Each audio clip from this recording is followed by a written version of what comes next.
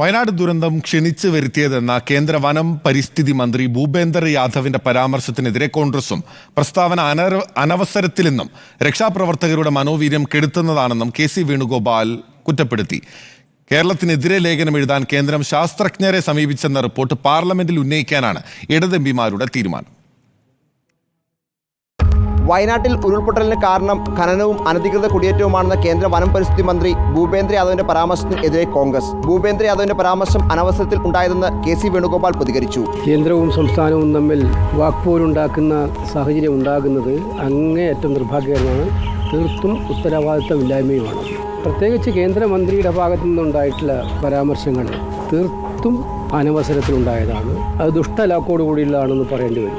കേരളത്തെ കുറ്റപ്പെടുത്തി ലേഖനങ്ങൾ എഴുതാൻ പ്രസ് ഇൻഫർമേഷൻ ബ്യൂറോ ശാസ്ത്രജ്ഞരെ സമീപിച്ചു എന്ന റിപ്പോർട്ടുകളുടെ അടിസ്ഥാനത്തിൽ വിഷയം രാജ്യസഭ ചർച്ച ചെയ്യണമെന്ന് വി. ശിവദാസൻ എം.പി. ആവശ്യപ്പെട്ടു.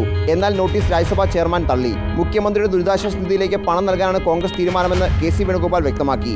ദുരിതാശ്വാസ നിധിയിലേക്ക് 50,000 രൂപ എ.കെ. ആന്റണി നൽകും. രാഷ്ട്രീയം മറന്ന് മറ്റ് ചിന്തകൾ മറന്ന് ഈ ദുരന്തത്തിൽ അകപ്പെട്ടുപോയ അവശേഷിക്കുന്ന കുടുംബാംഗങ്ങളെ പുനരുദ്ധരിക്കാനുള്ള പ്രവർത്തനങ്ങൾ മുഖ്യമന്ത്രി ദുരിതാശ്വാസ നിധിയിലേക്ക് ഉദാരമായ സംഭാവന നൽകണമെന്നാണ് എൻ്റെ അഭ്യർത്ഥന.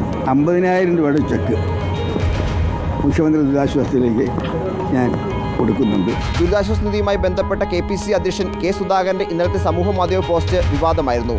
റിപ്പോർട്ടർ, ദില്ലി.